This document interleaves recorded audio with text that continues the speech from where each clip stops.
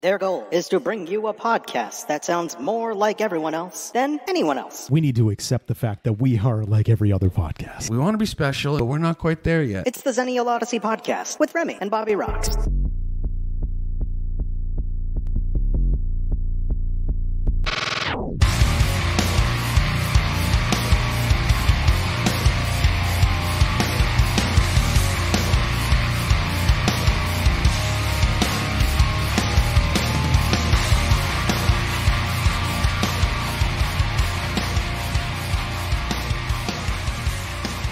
Hey, everybody. Welcome back. We're back on the Idiocracy podcast. Bobby Rox and Remy here, as always, on another hot day at the end of the summer, sweating our tits off. Sweating our man titties off. Titties, all right. So I feel like perhaps we should talk about... Idiocracy? Yeah. I feel like, me and Bob have been talking about this for a while, and this is a conversation we've been having for a long time now, but... We used to joke when the movie Idiocracy came out that it really felt like a satire of where America was going, and now we're there. Yeah, and we're here. So, yep. Although we'd much prefer Terry Crews to be our president over any of the options that we have. Yes. And I want to make that very clear. Remy said Terry Crews, not Ted Cruz. Yeah, no, Jesus Christ. No. Please do not confuse them. No. We won't necessarily use this as a platform to give you our political ideals, but I think it's more just an open discussion about how a hilariously out there film making fun of the country now seems like a documentary. Yeah, so I don't know. What do you so what we can do is we can give the little background on Idiocracy. It was made by Mike Judge. For people who don't know, famously who made Hey Beavis. Yes, Beavis and Butthead. What are you doing, Butthead? King of the Hill and Office Space. And I think y'all are forgetting he invented Daria. And I know he didn't do the show, but she was a character from... Yeah, he created the character, yeah. Never forget. Never forget Daria, yeah. I watch that every now and then with my wife, by the way. It's oddly charming. Yeah. Yes. So, let's give a little bit of background on Idiocracy here. So, essentially, the army is testing like a time deprivation chamber, and they find the most average military personnel guy they can, who's played by Luke Wilson. The librarian from the army. And they can't find anybody as average as him, so they find a prostitute. And they basically talk to her pimp, and they get her in the capsule, and the capsule's supposed to be closed for like a year, right? Yeah, and then they lose funding, and then they just forget about it, and it's closed for like 500 years or something. So, you have the classic story of almost like the caveman out of time, almost like Encino Man, but differently. Oh, Encino Man, I love that movie. So you wake up in a society that you don't understand at all. But the funny thing about Idiocracy is like the society he wakes up in was 100% satirical and sort of making fun of the society of the time. But now if you look at it with the pop-up ads and the branded advertisement and the targeted ads and the fucking shows that are just people getting hit in their balls, it's all there. Does anybody remember there was the guy on YouTube, the dude you just got punched and kicked in the nuts? It came out right after Idiocracy. He saw an interesting market and he cornered it. He saw the opportunity and he fucking took it. But it's funny because they come out of it and, the first impression is it's just trash and crap and dumb people. Opulence. Yeah, it's a celebration of stupid people. Yes. And it's, oh man, I almost wanted to, we should do a live watch maybe one day. That would be fun. Can I give a little, this is to me, I don't know if you were aware of this, but I want to give a little background to Idiocracy. Okay. And what I mean by that is, if we think about it, it is the modern day with the modern day media. It's the modern day's take on Brave New World and The Time Machine. Oh, I like it. If you think about it, they're both about dystopian futures. Yeah. Where there's a class system and then there's de-evolution. Because they're both not exactly the same. It takes from both of them, but it gives it a modern day satirical spin. Because those weren't satire. Those were more like science fiction, like scary about what could happen. Yeah. And I think that, I think Mike Judge sort of took from all that. Yeah. But I also think that the thing I'd love to talk to him about one day is the things he picked to stand out as being just the most insane things in Idiocracy are mirrored now in a lot of ways. Yeah. And I almost wonder if he was just, in other words, does he look at it now as, oh, wow, I was a little bit of a prophet about this shit? Or does he just take it with a grain of salt? I've always found that really interesting, because he was ahead of it with all his movies. I would argue Office Space set the tone for The Office. Yeah. Yep. Just like, come on, man. And anybody who ever worked in an office saw that movie. That is my life. He's so interesting is that he makes these films that are so unique, but it's like, he's a zeitgeist, dude. He's on the fucking zeitgeist. I was going to use zeitgeist because to jump off your point, he can make movies that are relevant in the present and yet they speak to a future. They predict future, and then they're relevant. Idiocracy is 15 years, 16 years old now. Yeah. Yeah, and it's relevant. And you want to know what's crazy, man? So I had when I had my website, I had a contest, which was whoever pitches me the best article, I'll write that article and give you writer's credit. Yeah. And I remember the name of the dude, Fabian. And he was like, a lot of people sent in really interesting. Beyond his name, that's a fantastic name. Right? Yeah. My name is Fabian, and this is my article pitch. Yeah, and he was like, how about the fact that Idiocracy came true? And this was in 2013. And it's so funny now. And I wrote it. It's essentially going to mirror what we're saying now. But what's funny is somehow that movie only becomes more pertinent. Like, I think watching the presidency of the film. Camacho. Yeah, and like the thing about it, okay, we can say it. And again, we're not going to tell you where we lean or anything, but that seriously felt like a blueprint for Trump.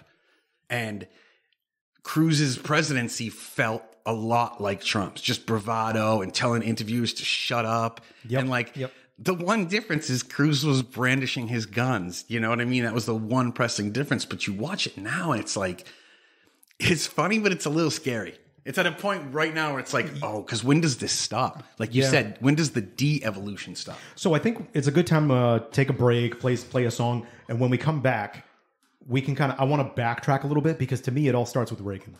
What we're talking about all starts with Reagan, and everything that went wrong in this country, and it really picks up steam towards the 2010s, 2020, what we're talking about with the Trump presidency. Yeah. So as always, we'll come back, we'll jump off, and we'll welcome you all back for another episode of The Odyssey. Here we go.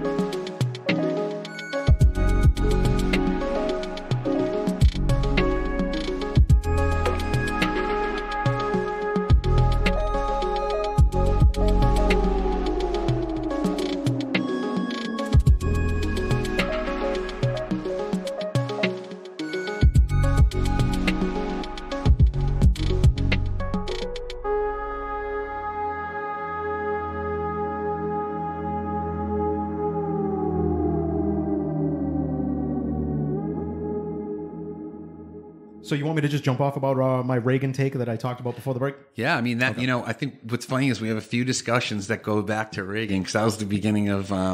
You have to start with Reagan, because Reagan was the first person elected to office who was not a lifetime politician. Yeah. He was an actor. So what's the benefit for an actor, especially when you're doing debates and when you're doing all this stuff? Speeches, stage presence, scripts, all this stuff. Yep. Knowing what to say. Charisma, you name it, all this stuff. He ran on a platform. I've joked about it on another episode we did. He's the one who made the Make America Great Again. Wow, no, slogan. I didn't. No shit. Yes, in 1979. Wow. He took advantage of Jimmy Carter, who... whether you think he was a bad president or not, the dude had a lot of stuff happen during his 4 years of presidency, which were stuff that were tough to deal with. It led into a recession that our country went in. So we're in the dumps as a country. And here's, again, an actor coming on here with their charisma saying, listen, we need to get back to 1950s values and we need to make America great again. Yeah, and that was, for a lot of people, Reaganomics, that was the true shift from hippie into yuppie. Yep. And he was like, let's fucking do this. Let's, just like Nixon said, let's put anybody who even smokes a joint in jail, especially if they're black. Let's fucking make it so that rich people have far more opportunities. Let's basically, Reagan was like, you know what? I like how this works, but let's make it into a caste system. Yeah. And you know what?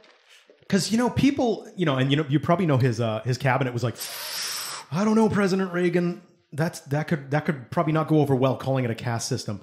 Well, how about Reaganomics? Yeah. How about a new world order it is? Yeah. So we have President Trickle down theory. Get the fuck out of here. By the way, so I'll skip over the first George H.W. Bush, his vice president, Reagan's vice president, who became president when Reagan came out of office in 88. And we're going to skip over that because we're going to go right to Clinton, because Clinton ran on a similar thing. Just he was a Democrat. Yeah. Famously, what was it on? Johnny Carson or Letterman, where he went and played the saxophone? Oh, bro, that was Arsenio Hall. Was that Arsenio Hall? Yeah. All right. So, yeah, there's a 43-year-old man playing to Gen X. And let's be honest, he was very self-aware that he looked very honky doing it, but that was the point. Well, yeah, he was playing. And also, I have to say, that what stood out to me about that's why in remembering the platform is very important, is because it was his appeal to black voters. Yeah. He was on a black show that was cool as hell. Arsenio was unlike any other talk show ever.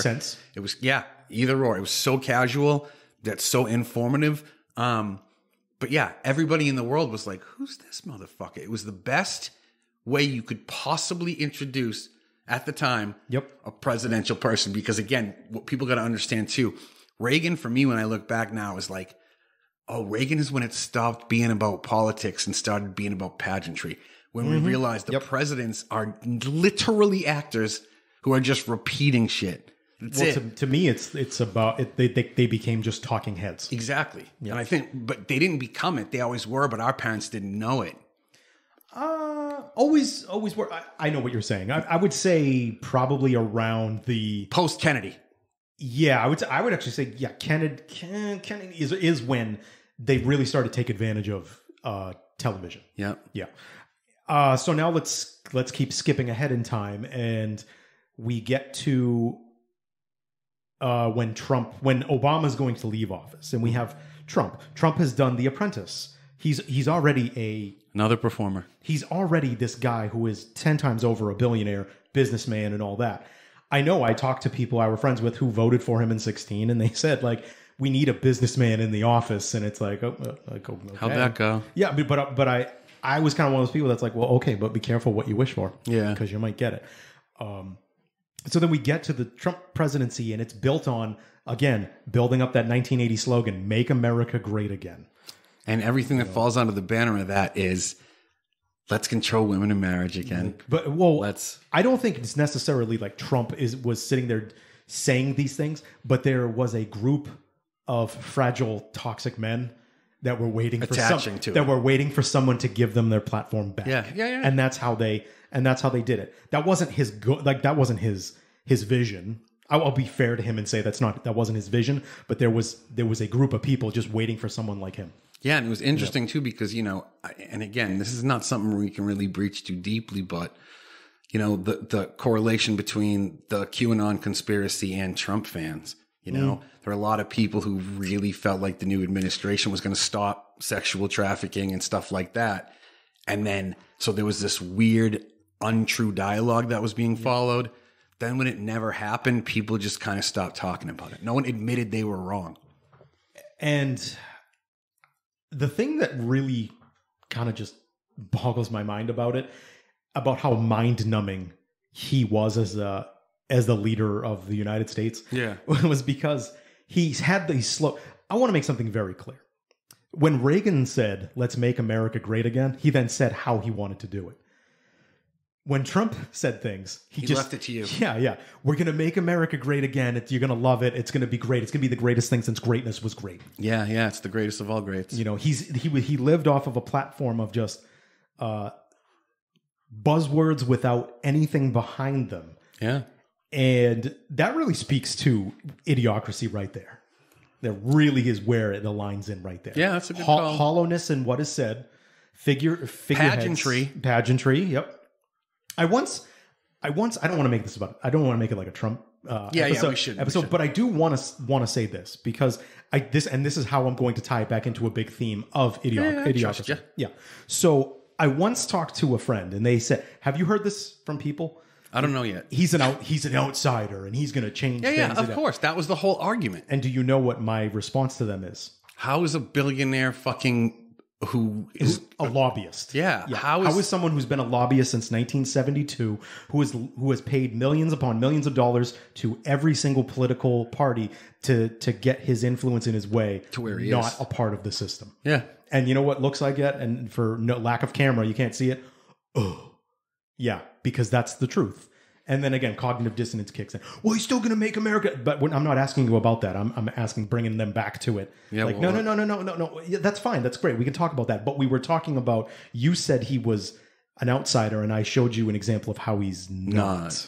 And I'm at a point now where we've had one true outsider that we could have voted for named Bernie. And I think that anytime there has been someone who's been on the cusp, they don't have a chance now. Well, I'll be completely honest. And until the end of days, I'm going to vote libertarian because not because I'm a contrarian, but because when people ask me in 2020, who'd you vote for? I said, I voted for Joe Jorgensen, not Biden. Nice. He loves to trick people. Yeah, I do. But if you actually read some of the stuff, I knew she had a snowball's chance in hell. But if you read some of the stuff she ran on, it was actually pretty revolutionary stuff, which means it had no chance in hell of ever happening. Yeah. That's the thing. So anyway, I bring that up because, let's take President Camacho. Mm-hmm. Yeah. He took advantage of his fame and his wealth that came with that fame to become president. And then he oversees things because he's dumb, much like President Trump. Sorry, the delay wasn't me building a suspense. I burped. But we had the irrigation thing in Idiocracy, right? Yeah. They were figuring out what was wrong, and then Joe figures out what's wrong is that they're basically poisoning the plants. And so he figures out, why don't we just do this? But if they do that, then all of the conglomerates that run the FDA and everything will lose money. So then he's vilified and he's almost put to death. Yeah, and so I think the irony there and what sets him apart is he ends up actually being a decent fucking yeah. The most average person in the early 21st century becomes the moral compass and the genius of the 26th century or whatever. But I bring that up because how different is that than what we have today, as far as conglomerates basically ruling? Now, granted, that's satire, and am I saying that they own our government? No. But they do. They own chunks of it for sure. They do, but they don't, if people are understanding what I'm saying. Yeah. Is there any paper trail that they own it? No, but they give enough lobbying money to get what they want. They get what they want, yeah. And so let me ask you a question. Sure. Then, and it kind of maybe brings us around. So tell people how Idiocracy ends and tell us how we can end our story differently. So as he's about to be put to death, they figure out that what he recommended worked. Yeah. So then they go and tell Camacho, and Camacho pardons him. And then they have this really heartfelt, oh yeah. And then when Camacho's term ends, he's elected president, and him and the prostitute have a family and they have very intelligent children. And that restarts everything. Yeah. Restarts the cycle. Yeah. One thing we skipped over that's very important is over those 500 years that they were frozen, intellectual people stopped having kids. Oh, yeah. And that's such a prediction. Yeah. Because you know what? Like I did. So just so you know, Rem, I wrote down all this shit at home when I was thinking about how to kind of formulate my thoughts for the episode. And one thing I said is like, I don't view myself as an overly like intelligent person. I view myself as in the range of average intelligent people. Yeah. I think that's good. But I kind of sit there and go, well, I mean, like with the world we kind of got going on, like, is this the world I want to bring a life into? No, I know. That's always been my argument. It has. It's like, and you're seeing young couples now are not having kids. They're enjoying, they're going on vacations. They're having plants and pets. Yep. Pets are the new kids. Kids are the new exotic pets no one can afford. Or those pesky ones. They just start podcasts. Yeah, there you go. So, yeah, we have intelligent people stop having kids. We have the dumb people who just breed and breed and breed. Yeah, and breed. because they think it's going to solve shit. And the gene pool just becomes oversaturated with the dumb. And then when they get into the 25th century, I mean, it's, yeah, we have Camacho.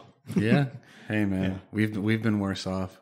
But yeah, it's just really interesting. If people haven't seen it, and to check it out and to note all the little subtle things that are so freakishly similar. I mean, from the entertainment we consume to the food we consume. Yeah, the consumerism. Yeah, it's just that's what drives everything. And look at it now. You know, I was you're watching a fucking movie now and they're like holding up a dozen Dunkin' Donuts and shit. It's just strange. So I know I made that parallel between Brave New World and The Time Machine. Yeah. That is a apples to apples logical transition from them, the main theme of Idiocracy. Yeah. A lesser theme, the consumerism, that's along the same vein as the Truman Show. Yeah. Yeah. Yeah. You know, the idea that everything can be monetized and but I mean, you know, modern society, half the TikToks you watch are secretly monetized. Well, yeah, that's the point of doing. That's the point of doing. You know, and it's like we get the likes, get your brand out there, get the endorsements, get the money. But at what point are we like, we need to stop because look where we're heading? I mean, that's. I realize it's so cliche, but dude. Well, I mean, do you want me to? I mean, naysayer of naysayers, like negative of negative here. Yeah, say what you feel. Yeah, you and I say, where does that end? Where do you think are the people who run the country or run the world? What do you think they're saying? Keep going. Yeah. See how far it'll go. Go down that rabbit hole. See how deep it is. Yeah, let's see what because people you know what? allow. Because you know what? Another theme of everything we mentioned, Brave New World, The Time Machine, not so much The Time Machine, more Brave New World, Idiocracy. The other big theme that emerges from that is when you have a complacent society. Oh, of course. That's the biggest problem. That's mindless. Don't give a fuck. You do whatever you want. And that's where that again, tying it to the modern times, that's the problem with things like Facebook. That's the problem with things like social media. The spreading of misinformation. And just so people realize, we're only like 8 or 9 months away from the whistleblower from Facebook going on 60 Minutes and saying that she was a part of creating an algorithm where purposefully things against your views were filtered to your thing to help create traction, but also divide people. Yeah, I mean, listen, man, I've been working on SEO for fucking 15 years at this point, and it's like, just get people to it. Just get people to the shit. That's all they care about. It doesn't have to necessarily be right. It doesn't have to, you know? And so, yeah, we're at a crux right now. Listen, we all know this is some circle the drain shit for society. It is. Yeah. Whether or not it's 500 years, 5,000, 500,000. Or 15. Yeah, no, but I mean, that's fair. Like, we don't know at this point, but we just know when movies that are literally satirical and supposed to be funny become super realistic that society needs to reevaluate. Yeah, you know, and people go, oh, but like if people say things, I love this. This is always my devil's advocate to people when they say things like, oh, but it's like so over the top and stupid and all that, and it's not real. It's like, oh yeah, you know what else was like that? The Dictator. Yeah, with fucking Charlie Chaplin. Exactly. Yes, exactly. Yep. Or modern times. Yeah. Yep. People think of Charlie Chaplin as the silent film stooge. Oh no, and they forget the 1940s when it's one of the best speeches in that movie. It is one of the best monologues in film in cinema history. Yes. And I bring that up because like I am a big history buff. And I remember in school, all the people would be like, why do we have to learn about history? History is so fucking stupid. It's so boring. And I know so we don't repeat it. I know it. Yeah, thank you. And I know it's cliche, and a lot of my teachers would say that. But guess what? Yeah, we learn about it. So we learn from the mistakes of the past. Yeah. That's why I always kind of, I'm 50-50 on like the tearing down of statues and things like that. Because yes, they're like, let's use the statues in the South. Yeah, some of those represent of Confederate generals and everything. At the same time, yes, it represents a side that was for keeping slavery as keeping bondage and free labor. Yeah. At the same time, shouldn't we have some of that stand so somebody can ask the innocent question, like, well, who is that and all that, and we can get it to this is how you got to remember monsters too. Yeah, exactly. Because my fear with because I see that as cancel culture too. Yeah. Like, but my fear with things like that is that if we erase it, then we will repeat. We'll forget it. Yeah. Yes. Yeah, I agree. I don't really know where else we can go. I think we made our points, man. I think we made our points. Yeah. Is it so much that we made our points, or is it just that it's hot as? Yeah, I'm not at the most highest fucking functioning now. Whew. I did not predict this today. Is it that? I'm just wondering if your mohawk has always been that purple. No, I'm lacking more like blood flow. A thermostat. Yeah. No, I think we made our point, and the thing about us is we'll rewatch it in a month and remember new points, and we can fucking always add to whatever we want to say. But that's always the point too. And you know what? Well, I don't know about you, but I'll read over Brave New World and The Time Machine, and I will watch both Time Machines because there are two Time Machine movies. Was it Guy Pearce? Yep. Yeah, great actor. Great actor, by the way. Weird role, but great actor, yeah. Yeah. Weird role, great actor. Post Memento, I'm sorry, he just did not get the roles he deserved. No, he didn't. You think about him right before Memento? Yeah. Like L.A. Confidential? Yeah. He started strong. It's hard to keep up when it's that good out of the gate. Wasn't that Chris Nolan's first movie? Which one? Big movie? Memento? Hollywood? Memento. Like his first big release? That's a really good question. I don't want to say like first movie, but was his first big release? I want to say yes, but I feel like I don't feel comfortable enough saying it. I think what was it before? Fuck. No, I'm thinking of Pie, but that's Aronofsky. Yeah. Yeah. But that was the one. Yeah. That was the movie that literally everyone was like, what the fuck? Yeah. All right. So that tangent over. That's our episode on Idiocracy. A little bit short today, but whatever. So I don't know about Rem, but I feel like I did what I always do and I pissed off both sides. Okay. But yeah, just, tell us what you feel. Yeah. Tell us what you think. If you think this was dumb, tell us. If you think it was smart, tell us. Either way, if nothing else, it's an interesting subject to breach and explore. Yes. So we encourage you guys all to do it too. Yep. If you haven't seen the movie, watch it and ask yourself, does this feel like it was just made? Does this feel like it was the 2016 to 2020 presidency of Trump? And I would say yes, just for one image alone. When he had the police and his Secret Service clear a street of peaceful protesters so he could go pose with an upside-down Bible in front of a burned-down church. And also the car with the guns, too. But this is one of those subjects we talk about for days. But check the movie out. Tell us what you think. Hit us up on some forum and talk to us. Yeah. All right. And until the next time, everybody, take care. Bye.